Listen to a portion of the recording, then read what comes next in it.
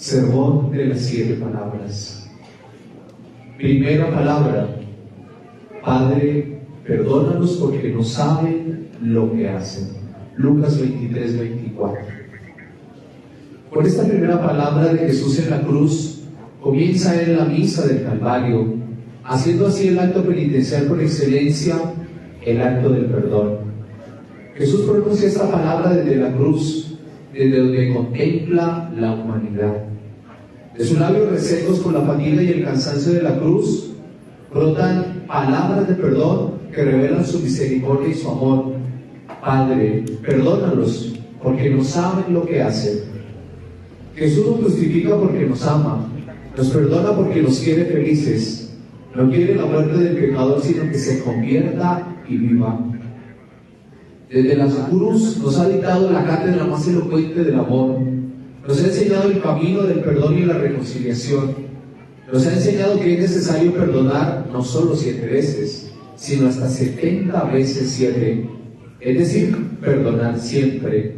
Un desafío para todo el que decide seguir a Jesús. Jesús crucificado ratifica así solamente a la hora de su agonía el evangelio del perdón. Por eso la cruz de Cristo nos enseña el perdón. Esta es la más grande enseñanza del Maestro: perdonar. Y el perdón de Jesús es total.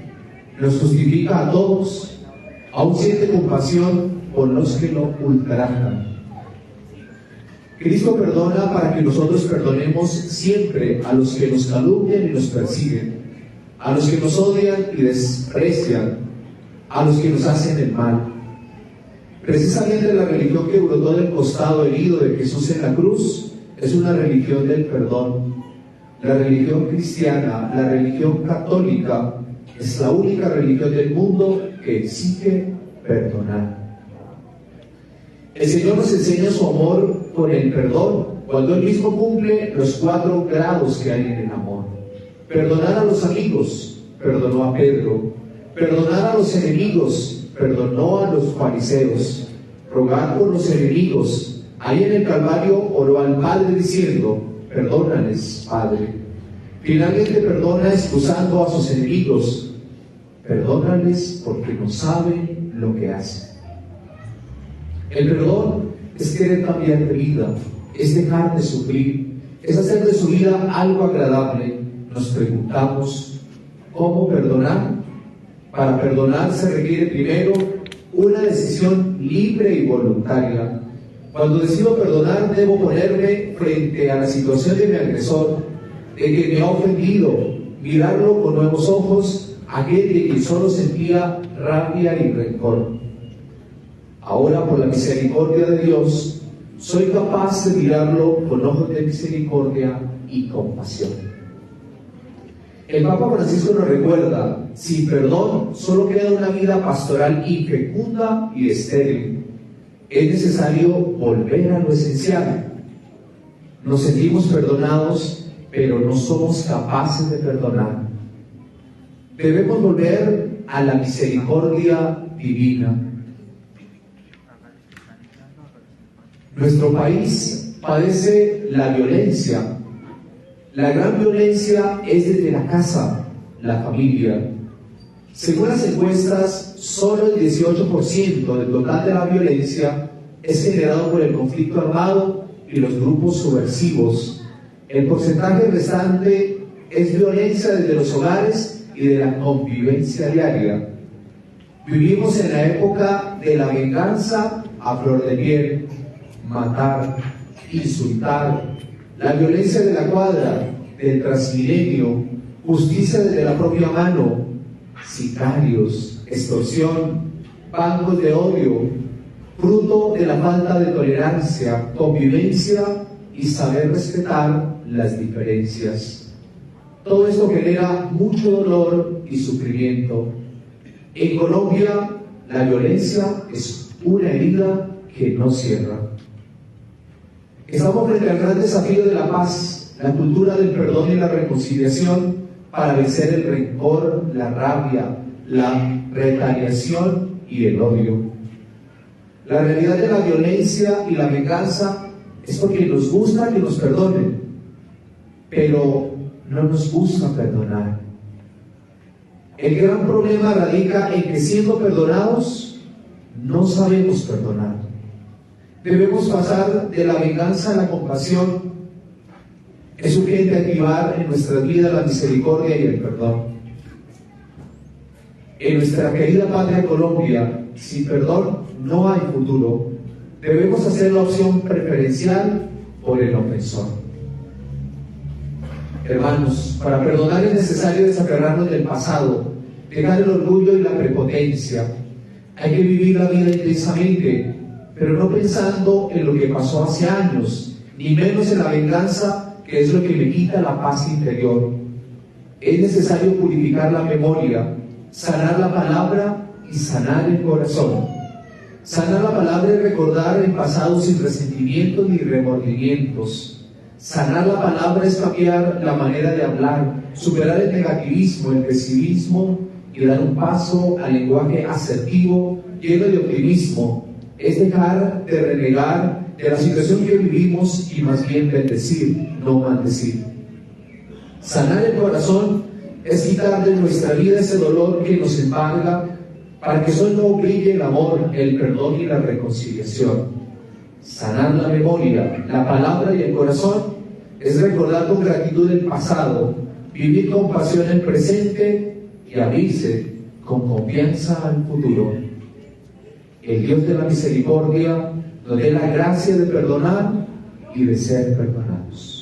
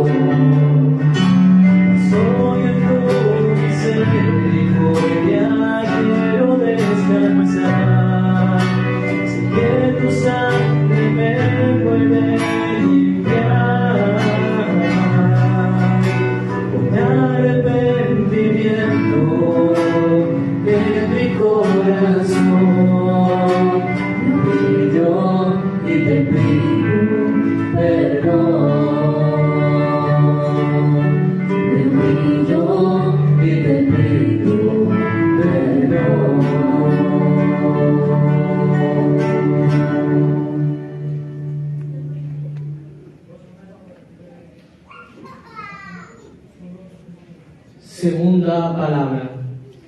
Yo te aseguro que hoy estarás conmigo en el paraíso. En los últimos momentos del Señor Jesús crucificado, el evangelista Lucas nos relata un pequeño diálogo que hay entre los dos ladrones que están a la derecha e izquierda del Maestro. Dimas y Gestas, como los nombra la tradición. Uno de ellos lo encara e increpa y hasta lo juzga, pidiendo una prueba de su divinidad, que si era el Hijo de Dios, que si era realmente el Mesías, que se salvara a sí mismo y los salvara a ellos. Esto solamente como una justificación para evadir la responsabilidad de sus acciones, evadir su compromiso y evadir lo que le acarreaba esa acción que lo llevó a la cruz. En cambio, su compañero demuestra lo contrario. Lo encara aceptando esa responsabilidad y su culpa de que es un pecador, de que sabe o que sabe que nadie puede perdonar lo que hizo, que no puede ser salvado, y siente en su interior un gran remordimiento. Solo con observar a Jesús lleno de golpes, moretones, del cansancio y ensangrentado, menciona y sabe que es inocente. Al ver el rostro de Jesús, este emana una paz que no es de este mundo. Con ello acepta su pecado, su culpa. En ese momento se ve un arrepentimiento genuino y un arrepentimiento de corazón. Jesús en sus últimos momentos sigue orando al Padre por las personas que hicieron todo esto y también escucha en silencio la conversación. Al de corazón lleno de odio, rencor y resentimiento que lo increpa, lo juzga y hasta lo reta para que haga algo milagroso y así de esa manera creyeran en él. Como más adelante el mismo apóstol Tomás dice: si no veo en sus manos la señal de los clavos y meto mi dedo en el lugar de los clavos y meto mi mano en su costado, no creeré. Y del otro que acepta con humildad sus acciones, que le dice al Señor que a pesar de que es un pecador, de que no merece redención, es decir, que como muchas veces nosotros mismos, por una acción, una mala acción que tomamos, nos damos palo por eso. Y me permito esa expresión. A veces nosotros somos los peores verdugos por esa acción, esa responsabilidad que nosotros, o esa decisión que nosotros acarreamos. Pero aún así, le dice a Jesús: acuérdate de mí cuando estés en tu reino. El Señor lo mira, se gira con amor profundo y le dice: yo te aseguro que hoy estarás conmigo en el paraíso. En nuestra vida somos como una montaña rusa de emociones y sentimientos, según sea por nuestro estado de ánimo o por las causas de acciones y decisiones que tomamos. Las consecuencias de ellas, negativas, de las decisiones para nuestra vida, no nos van tan bien como queremos, nos comportamos en el corazón como el mal ladrón, donde comenzamos a renegar a Dios de su existencia o simplemente queremos echarle la culpa a Él de lo que conllevó esa decisión. Somos, en ese caso, como niños pequeños cuando inicia una rabieta, cuando no obtienen lo que desean. Pero si optamos por tener una postura del buen ladrón, de aceptar nuestro pecado con corazón arrepentido, humilde, y a pesar de que pasan las cosas malas por nuestras acciones y pecados, seremos capaces de ver el amor de Jesús en nuestra vida. Jesús es capaz de perdonar el pecado más grande de todo aquel que se arrepiente de corazón. La respuesta de Jesús es pronta, es hoy, no es mañana, no es pasado mañana, ni en una semana, ni en un mes. Él nos responde sin vacilar y nos dirá: te aseguro que hoy estarás conmigo en el paraíso. Nos ofrece el regalo de sí mismo, de compartir su reino con nosotros. Jesús reina sobre el pecado, perdonándolo. Como dijo: yo he venido no por los justos, sino por los pecadores, por la oveja perdida. En esa figura del buen ladrón estamos personificados en él, solo si somos capaces que con humildad, un corazón contrito, nos arrepentimos de nuestros pecados. Jesús, con veracidad y autoridad que siempre, aún en la cruz, la tendrá, nos dirá: te aseguro que estarás conmigo en el paraíso. Jesús nos da el paraíso, pero somos nosotros que nos esclavizamos por el pecado, el orgullo, la hipocresía, la vanidad, que nos alejemos de Él. Terminaré con lo siguiente.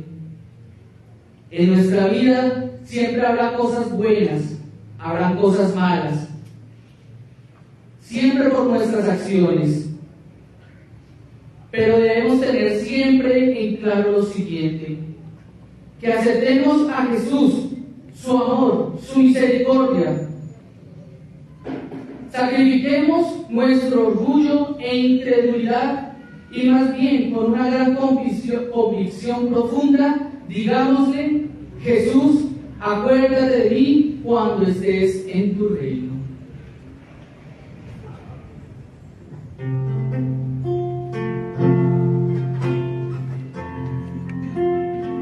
Crucificado a mi lado y muriendo por mi amar, pero él no tuvo pecado, fue su cruz su potestad. Porque si solo sus labios se teñían de verdad, mientras mi boca perdida en blasfemias y maldad, en blasfemias y maldad. Padre que ves a los cielos, no pido bajar de aquí, pero al llegar a tu reino, Señor, acuérdate de mí. Padre que vas a los cielos, no puedo bajar de aquí, pero al llegar a tu reino, Señor, acuérdate de mí. Señor, acuérdate de mí.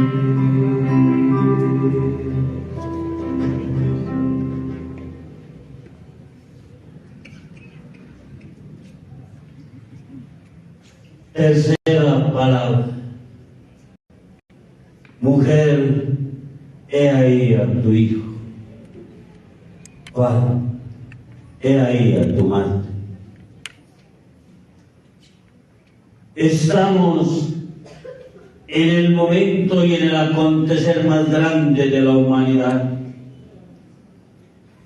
El siervo doliente de Yahvé cuelga de la cruz por amor.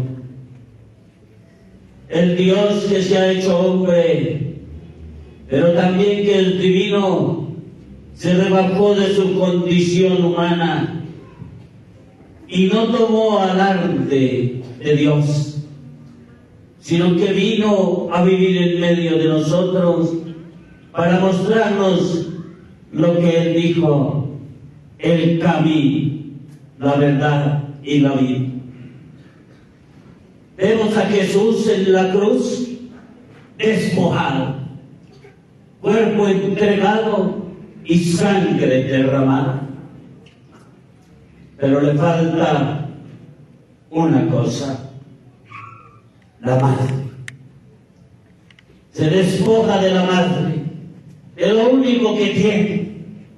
Y allí la Virgen, al lado de la cruz, medita lo que el viejo Simeón le dijo en el templo: una espada atravesará su corazón. Y la espada que atravesó el corazón de la Virgen está realmente clavada en la mitad de su existencia y de su primer sí, su primer día. Mujer, dijo, ahí tienes a tu hijo. Dos corazones que se aman. La Virgen había concebido al Señor por obra y gracia del Espíritu Santo, y tan pronto dio a luz, lo acogió en sus brazos, y ahora lo acogerá cuando descienda de la cruz para llevarlo a la sepultura. Allí está la Virgen, humilde y sencilla, entristecida.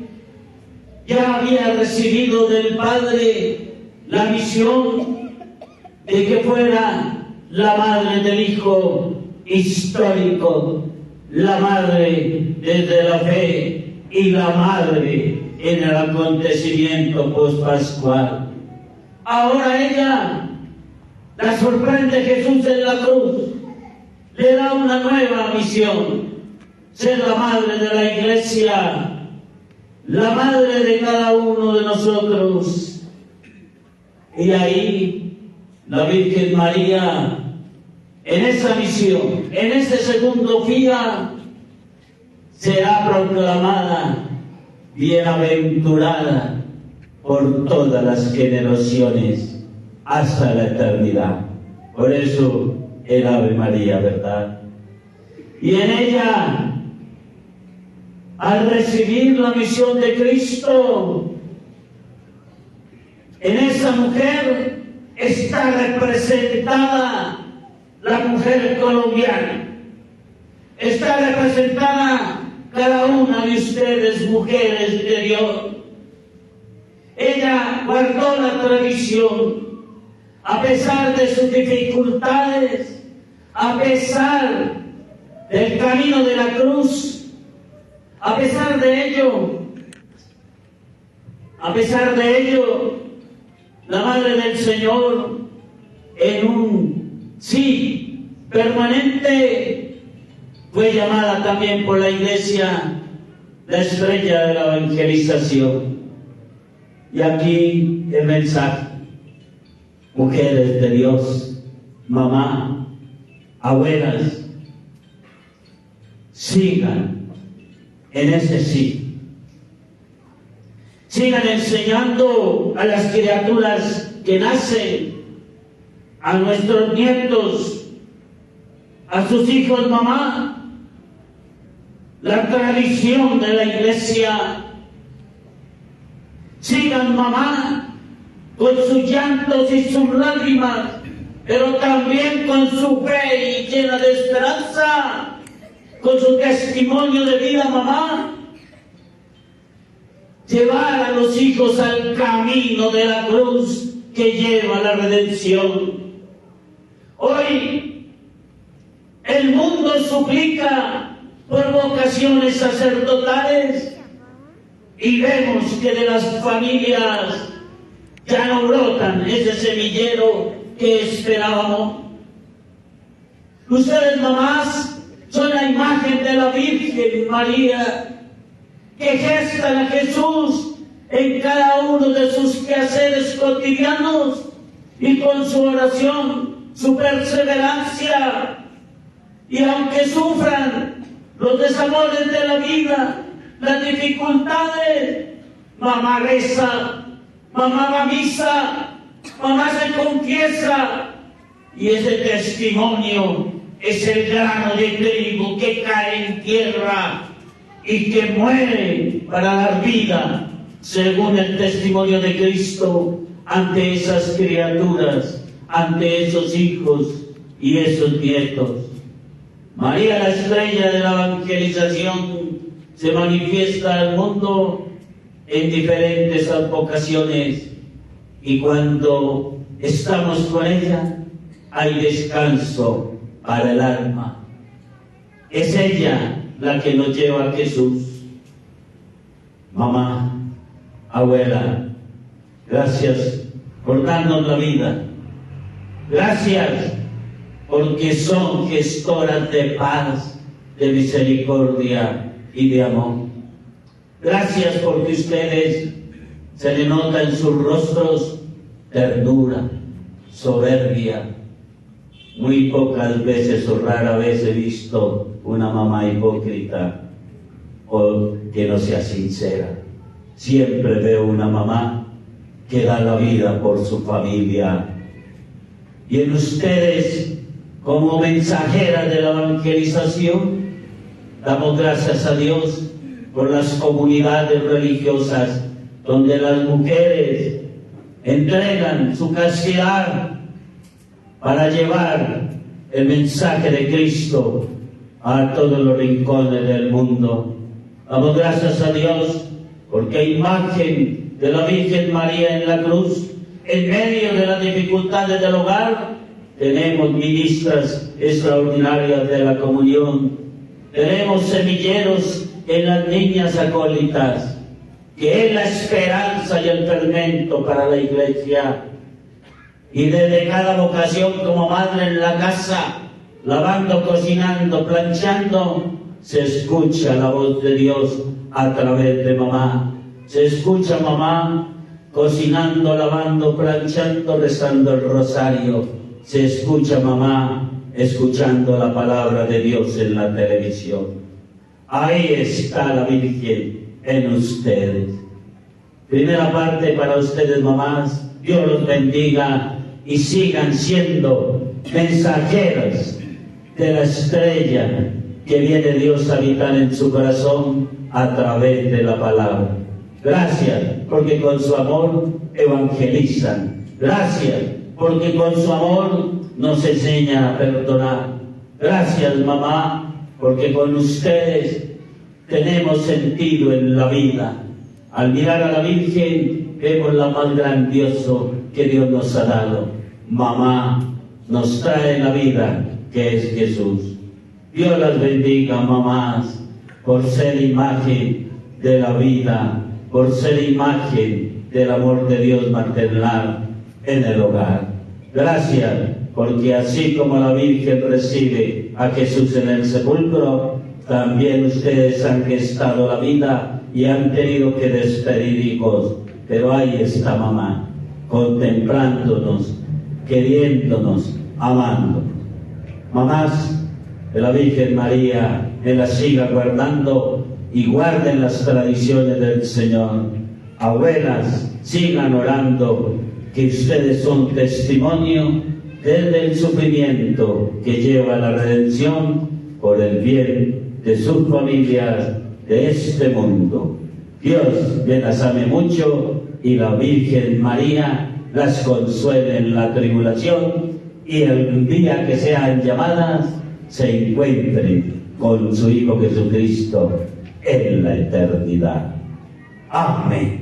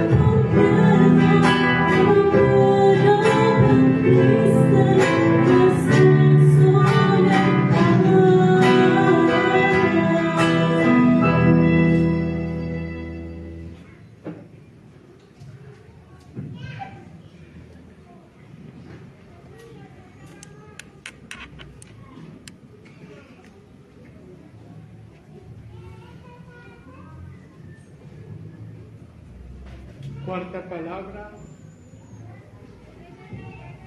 de Jesús en la cruz. Hacia las 3 de la tarde Jesús exclamó en alta voz: Elí, Elí, lema sabactani, que significa: Dios mío, ¿por qué me has abandonado?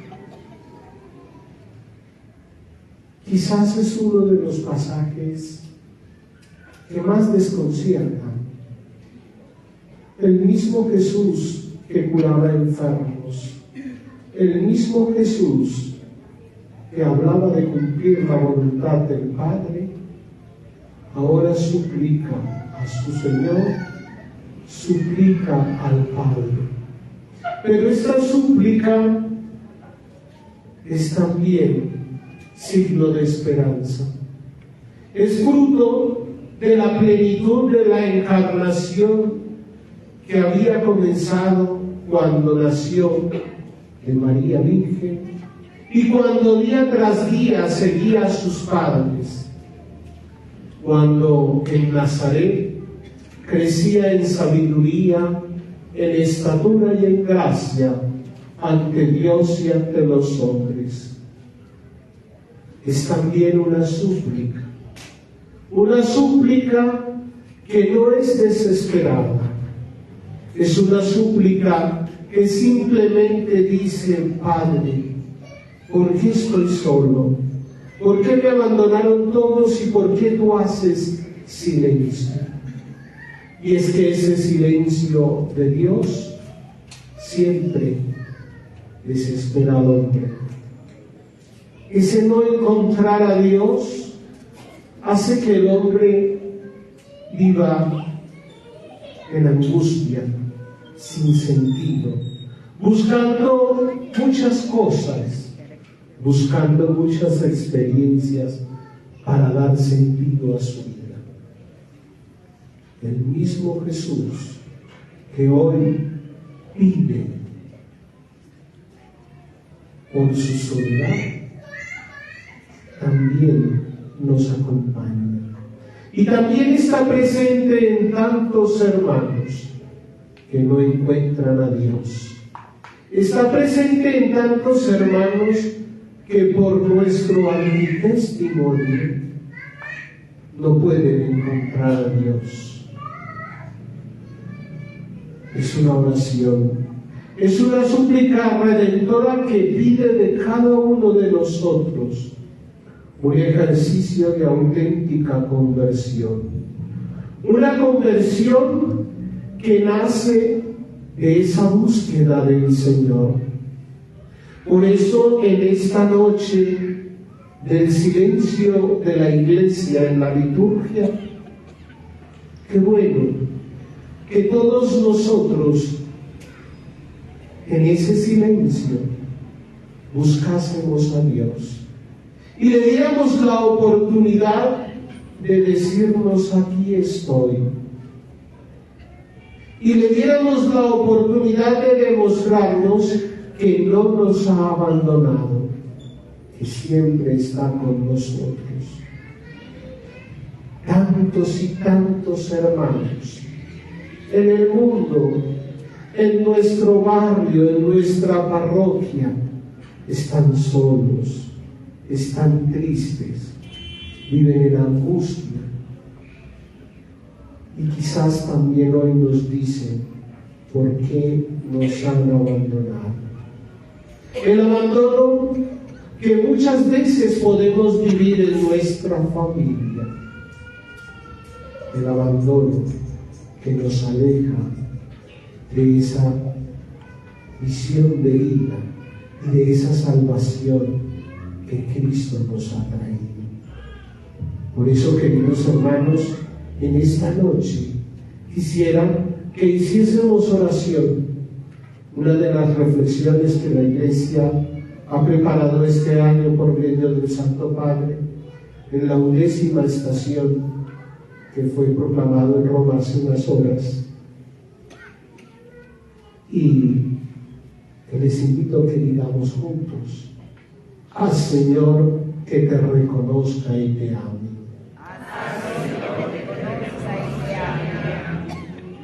En los niños no nacidos y en aquellos niños abandonados, haz, Señor, que te reconozca y te ame. En tantos jóvenes, en espera de que alguien oiga su grito de dolor, haz, Jesús, que te reconozca y te ame. En los numerosos ancianos abandonados, tristes, sin esperanza, haz, Señor, que te reconozca. En los prisioneros y en quien se encuentra solo, incluso en nuestra propia familia.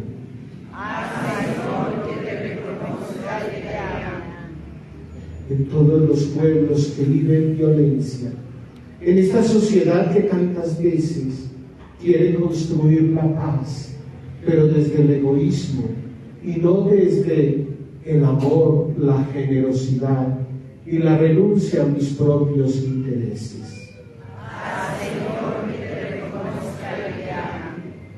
Que esta noche de Viernes Santo, cuando recordamos las palabras de Jesús, siempre sintamos su presencia y que ningún hermano nuestro se sienta abandonado y se sienta triste por el abandono de sus hermanos. Señor, que te reconozca y te ame.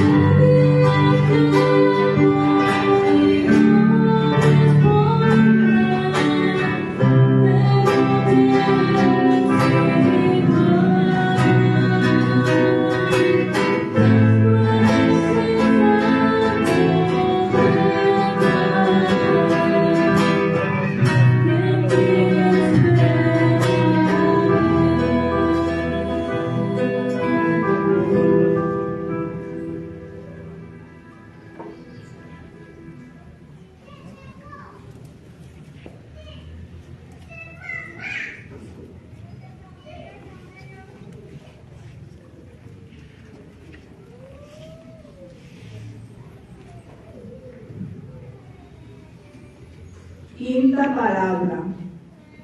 Es toda una escuela de enseñanza cristiana. Es la más larga. ¿Cuál es la quinta palabra? Tengo sed. Jesús en la cruz, después de haber pasado toda una noche, hemos visto en las lecturas ese juicio que le hicieron, la flagelación y la crucifixión. Antes de la crucifixión les daban vino con hiel. ¿Por qué? Porque este vino con hiel les calmaba los dolores y los adormecía un poco. Jesús no quiso. Jesús quería estar presente, estar atento a todo lo que se pasaba. Después vemos a Jesús con esos dolores en la cruz. Vemos a Jesús que tiene sed. Jesús pide, tengo sed. ¿Qué le dan? Un soldado toma una esponja y le da vinagre. Eso dice en el Salmo. Me dieron vinagre por bebida. También encontramos que Jesús nos enseña, tengo sed, humildad, sencillez para pedir, una lección para nosotros. A veces que nos creemos autosuficientes, que todo lo podemos, que no necesitamos nada. Hay que pedir, pero hay que pedir con humildad, con sencillez. También encontramos, tengo sed. Cuando Jesús le pide a la Magdalena, que estaba sacando agua, Eran las 12 del día en pleno sol. Y la Magdalena le dice, tú siendo samaritano me pides a mí, tú siendo judío me pide a mí que soy samaritana. Y después Jesús le va a decir, el agua que yo daré es agua de la vida eterna. Jesús nos enseña a través de su amor, de su sencillez, nos va dando ejemplo de vida. Fue un martirio para pagar tantos pecados de tantos borrachos que hay, tanta gente que toma tanto licor, y sin embargo lo que se pedía era agua. Y si miramos a nuestra querida Colombia, con 2 mares, con ríos fuertes, grandes, cuántos nacimientos, y si miramos también a esa encíclica del Papa Francisco, Laudato Si, cuidado a la casa común, y esas páginas, esos capítulos que nos hablan del agua, de ese cuidado del agua. Y si seguimos mirando a Colombia, que llevan el petróleo de Cañolimones hasta la costa, pero que llevan oleoductos con petróleo. El petróleo da dinero. ¿Por qué no hacen unos oleoductos también fuertes para llevar agua a la Guajira? Cuestiones políticas y sociales y económicas, y que debemos reflexionar nosotros también, ese cuidado a esa casa común. También sabemos que Jesús desde el principio tenía sed. ¿Sed de qué? De hacer la voluntad de Dios. Nosotros también debemos tener sed, padres de familia, sed de cuidar bien los hijos, madre de familia, en las profesiones, cualquier profesión que tengamos. Tenemos que hacerla pero bien, calmar esa sed, no a medias. Todo eso nos enseña el Señor en esa cruz. Ese sufrimiento por nuestros pecados, por nuestra salvación. Pero fue una persona que cumplió con esa voluntad de Dios. Y por eso pasó de esa cruz a la resurrección. Tengamos seguro, hermanos, que si cumplimos bien nuestros deberes, tenemos conciencia tranquila, no le hace que no nos reconozcan, que no nos agradezcan, pero hagamos esa voluntad de Dios, que es ese amor, esa sencillez, eso que necesita nuestro hermano. Y cada uno de nosotros sabemos cuál es la necesidad de mi hermano y cómo puedo yo solucionar. Todos necesitamos amor, todos necesitamos ser reconocidos, ser apreciados. Pues apreciemos a nosotros, amémoslos. ¿Qué nos dijo Jesús? Amar a Dios y amar al prójimo. ¿Y cómo amo al prójimo? Amar al prójimo como a sí mismo. Y cada uno de nosotros, yo sé que nos amamos mucho, a veces demasiado, pero amemos también a los otros. Con ese perdón, tengo sed de perdón, no tengo sed de odio, sed de venganza, tengo sed de trabajo, tengo sed de hacer algo bueno hoy. Mi proyecto de vida es que voy a mejorar, qué voy a hacer, que realmente pueda servir para mi familia, para mi país, para mi pueblo, para mi cuadra, que se sienta que tenemos esa sed de hacer buenas cosas. Vamos a hacer también una oración. Señor, que seamos humildes, que volvamos a ti y colmemos con sed, y no nos colmemos con esa sed de vinagre que es hipocresía, sino con el agua limpia de la penitencia de las buenas obras. Ayúdanos a ser felices y valientes en la verdad y en el servicio humilde, sincero a nuestros hermanos que más sufren. Por Cristo nuestro Señor. Amén.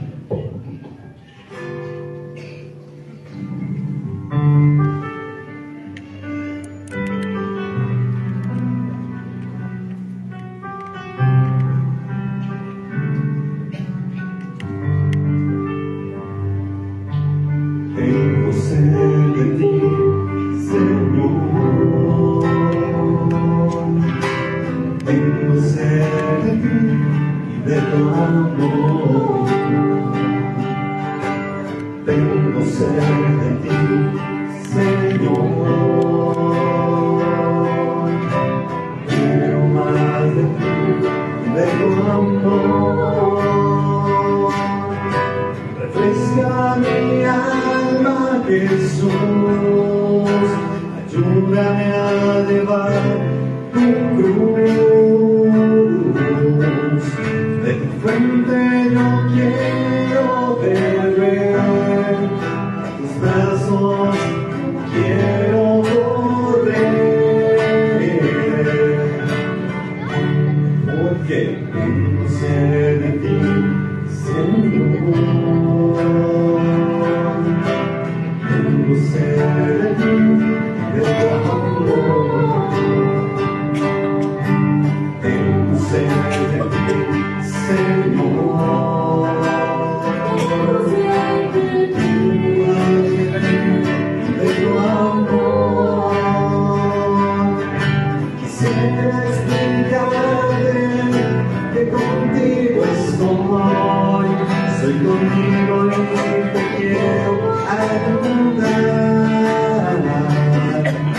Quisiera beber un sorbo de tu amor, no el vinagre de tu soledad, porque tengo sed de ti, Señor. Tengo sed de ti, de tu amor. Tengo sed de ti, Señor. Tengo más de ti, de tu amor.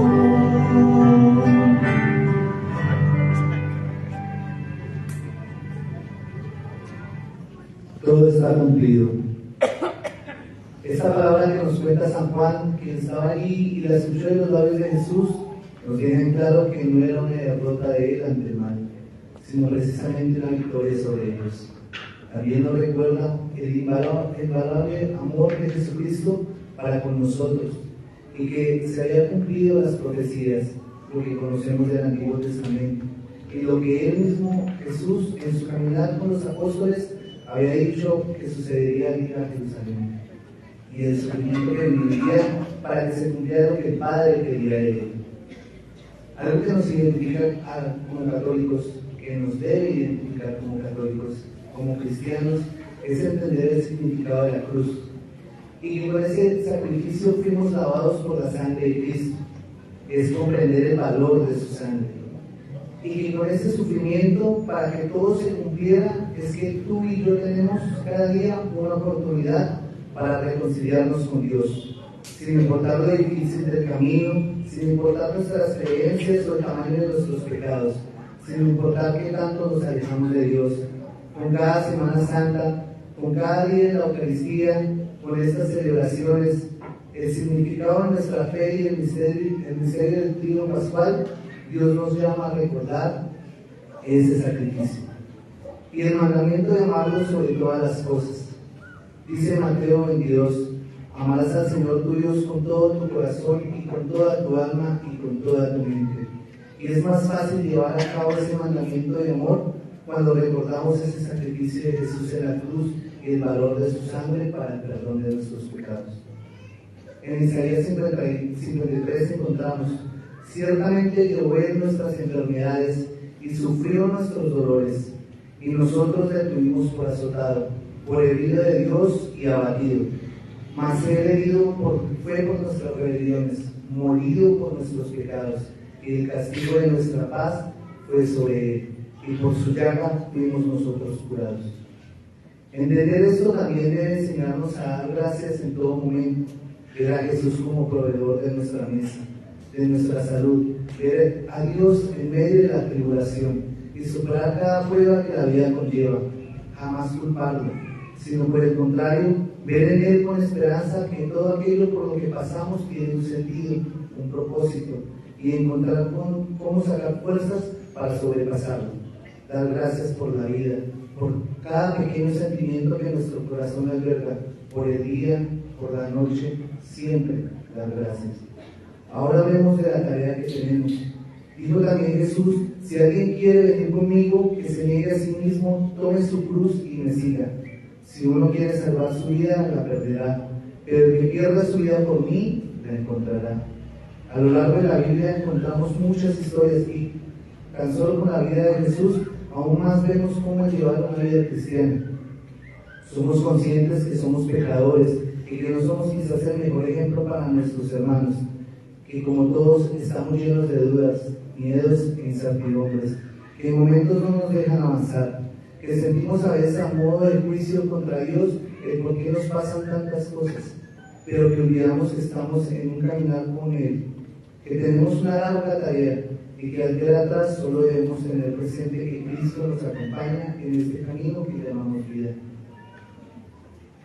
La tarea entonces la tenemos es con nuestros hijos, con nuestros padres, con nuestros compañeros de trabajo, en el colegio, acá en la iglesia como servidores, con la señora en el Transmilenio al darle la silla, al ser más humanos con los animales, con los abuelos, al ser pacientes en la vida cuando vamos conduciendo, con el vendedor en la calle, con nuestras esposas, con nuestra pareja, al ser fieles y comprometidos con nuestras promesas.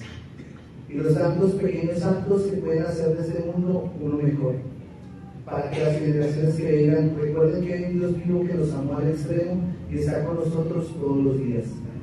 Dice la palabra que tanto amó Dios al mundo que dio a su único Hijo, para que todo el que cree en Él no se pierda, sino que tenga vida eterna. Entonces, era tal la tarea de Jesús que nos recuerda nuestros días las tantas pruebas que pasamos, las tentaciones, la maldad del mundo que en su constante cambio nos aleja cada vez más de la fe en Dios, y que dicha tarea tan difícil tiene una meta, un final, un resultado que debemos construir día a día para cuando llegue nuestro momento de partir también podamos decir todo está cumplido.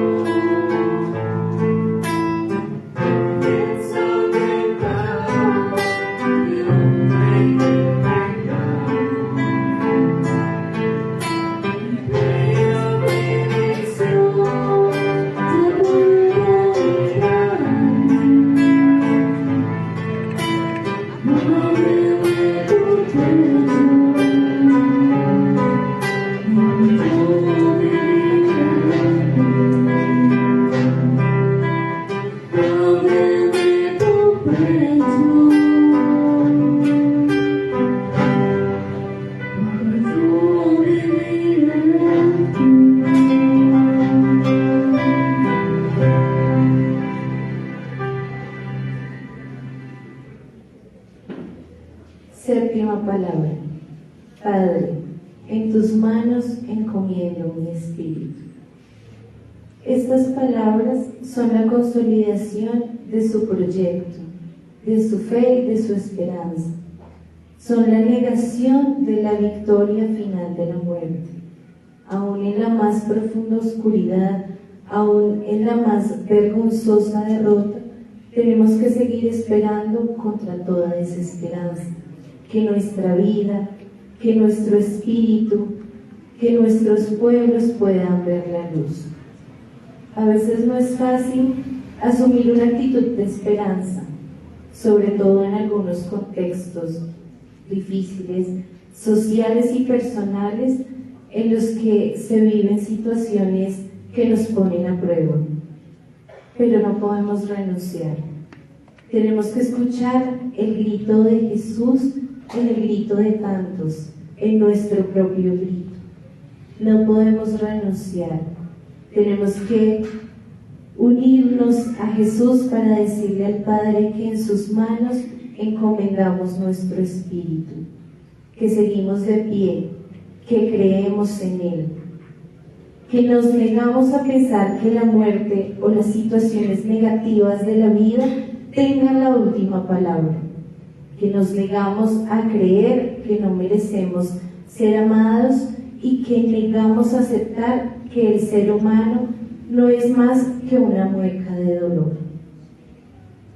Hoy en nuestras ciudades, en nuestro país y tal vez en el mundo, puede parecerse a aquella fatídica tarde en la que el sol se ocultó y reinaban las tinieblas.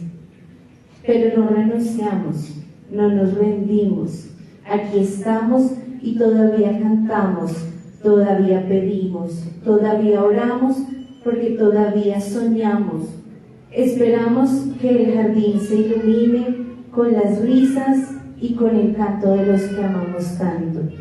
Y seguimos luchando por un día distinto, sin apremios ni ayunos, sin temor y sin llanto, pidiendo que vuelvan al nido nuestros seres queridos. Hoy como ayer tenemos que levantar nuestro grito al unísono con Jesús. Padre, en tus manos encomendamos nuestro espíritu. En tus manos encomendamos nuestras familias. En tus manos encomendamos nuestro pueblo que camina.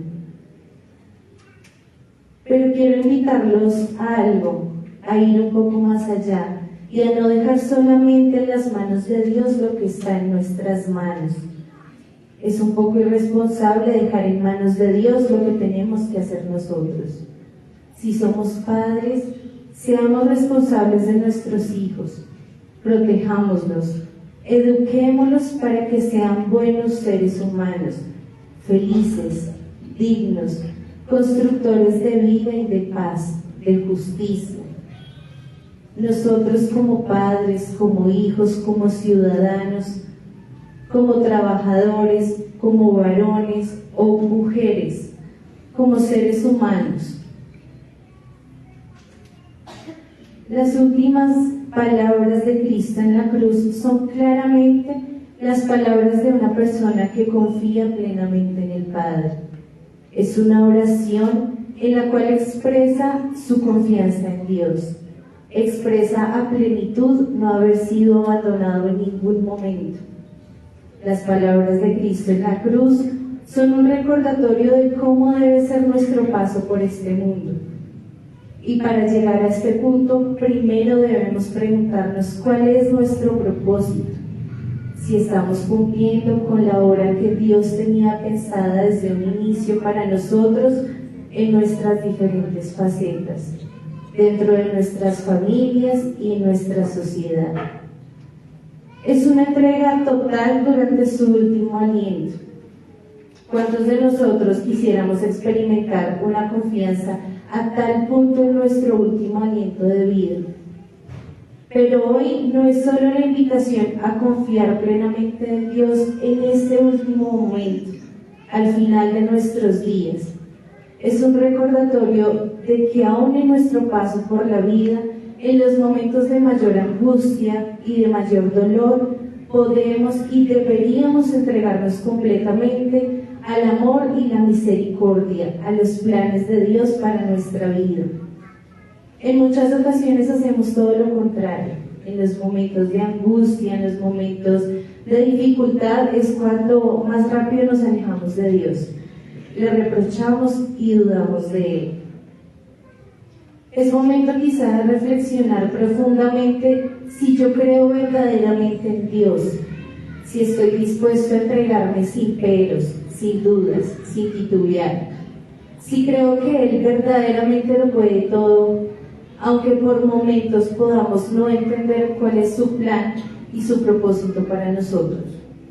Sería bueno que en lugar de preguntar ¿por qué esto o por qué aquello? Nos preguntemos ¿para qué? Y busquemos la manera de hacer la voluntad de Dios en nuestra vida. El camino nunca será fácil porque somos frágiles y pecadores, porque no somos perfectos, pero en medio de nuestra fragilidad humana podemos lograr grandes cosas. Y eso justamente es lo que vino Jesús a mostrarnos con su propia vida, compartiendo con nosotros la fragilidad que nos da la carne. En todo momento entregándose a los planes de Dios, aunque por momentos pudo quizá desear no vivirlo.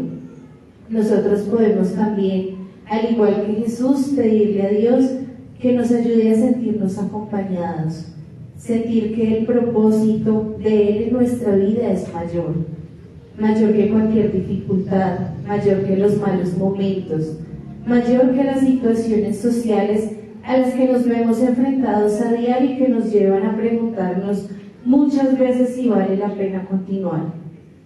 Jesús, en su último aliento de vida, nos da el ejemplo de que sí se puede, pero más allá de eso, que siempre vale la pena continuar, aún en medio de las dudas y las dificultades que podamos atravesar. No dudemos más, entreguémonos total y plenamente a Dios. Pidamos en esta noche que el Señor nos acompañe, nos guíe y nos permita en medio de nuestra fragilidad humana cumplir con nuestro propósito, el propósito que Él tiene trazado para nosotros. Amén.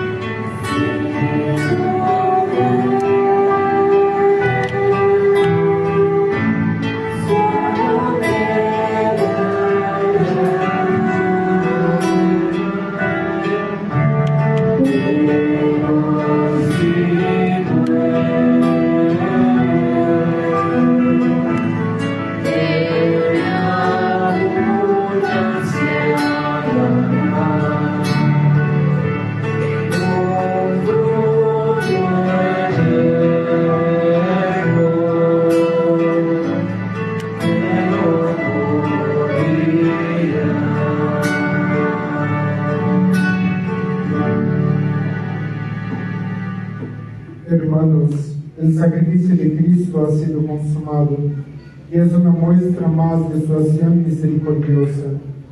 Ahora, en este momento expectante, un grupo de personas fervorosas, con el respeto contenido de nuestras miradas, va a proceder a deslavar el cuerpo sin vida de la cruz. Santos varones, quiten de la cabeza de Jesús la corona de espinas, y al hacerlo, pidámosle a Dios que nosotros no sigamos coronando a Jesús con coronas confeccionadas de angustia y de tristeza, ni lo sigamos coronando con espinas de muerte y de miseria, ni lo coronemos con coronas ensangrentadas por esta violencia sin sentido que atormenta nuestro mundo. Eso sí, dejémonos coronar por Él con la corona de su amor y de su alegría. Coronemos al Señor de la vida con la corona de nuestros buenos sentimientos y propósitos. Santos varones, bajen el brazo derecho de Jesús, el brazo del progreso, el brazo de la bendición, el brazo de la ternura, el brazo que levanta al caído, el brazo que corrige, que orienta, que sana, que redime. Y pidámosle que nuestro brazo derecho sea signo de victoria en medio del conflicto, signo de altivez en medio de nuestros sollozos, signo de valentía en medio de los enfrentamientos cobardes presentes en nuestra sociedad. Padres y madres de familia, que su brazo derecho sea para bendecir a sus hijos, para señalarles el camino que deben seguir, para construir grandes proyectos, para estrecharlos en su pecho, para corregirlos cuando se equivocan, pero también para levantarlos. Hoy quitemos el clavo derecho de Cristo para liberar su mano bienhechora. Quitemos el mal de nuestras vidas y luchemos contra todo aquello que estorba al bien. Prestemos a Cristo nuestro brazo para promover el logro del bien común. Santos varones, bajen el brazo izquierdo de nuestro Salvador. Es el brazo de la resurrección, el brazo que empuña la bandera de la vida sobre la miseria y la muerte, el brazo que alentó a sus discípulos cuando en cierta población fueron despreciados, o que les animó a la profesión de fe, señalando el monte de la transfiguración. Es el brazo que sostuvo al ciego, al paralítico y a tantos hombres y mujeres que se acercaron al Señor buscando consuelo y esperanza. Que este brazo izquierdo de Jesús sea nuestro propio brazo hábil y capaz en la construcción y edificación de nuestra vida, haciéndonos verdaderos hijos de Dios en la humildad y el servicio.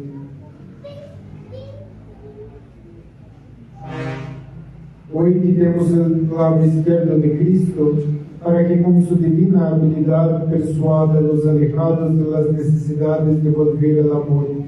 Prestemos a Cristo nuestro brazo para edificar el reino de la justicia, la vida y la verdad.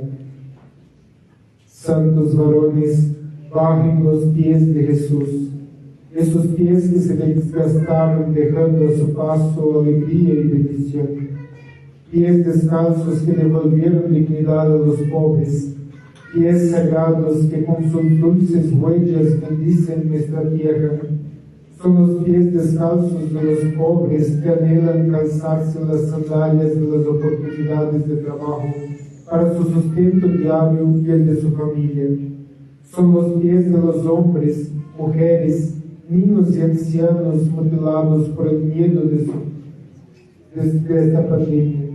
Los pies del campesino extremeño que ahora camina acongojado por sus campos porque su trabajo no sustenta. Son los pies del desplazado que después de acariciar el rocío de la mañana, depositado en los pastos frescos de su tierra y país, ahora acariciando el frío asfalto de las grandes ciudades y de las frías aguas de los océanos. En ellos queremos que los que huyen del hambre o de la barbarie de sus países, refugiados, inmigrantes, exilados, los pies de los que tropiezan con las piedras de la sociedad materialista e insolidaria, ponen el camino como obstáculos insalvables que impiden el auténtico desarrollo. Hoy quitemos los clavos de los pies a Cristo para que siga acercándose a las gentes, llevándoles esperanza y fe. Santos varones, bajen el cuerpo de Jesús y pónganlo en el sepulcro. Pero no en el sepulcro de la muerte y el luto, sino en el sepulcro hecho puente para contemplar la vida. Pónganlo no en el sepulcro de la condena, sino de la salvación. Pónganlo en el sepulcro de la gloria, en el sepulcro de nuestra humanidad, que con viva ilusión desea contemplar la luz del resucitado, junto a los días de gozo representados en la paz para nuestro pueblo. Hoy quitemos los clavos que inmovilizaron a Jesús, que le impiden llegar a todos los corazones, y prestémosle nuestros propios pies para dirigir los pasos de la sociedad por caminos de verdadera justicia y promoción de la dignidad humana. Queridos hermanos, que la piadosa escena que contemplamos nos ayude a descubrir aquellas actitudes personales o comunitarias que crucifican a Cristo, impidiéndole bendecir y hacer el bien, y que nos ayude a revisar nuestras actitudes, acciones y palabras para poder resucitar junto con Jesucristo nuestro Señor.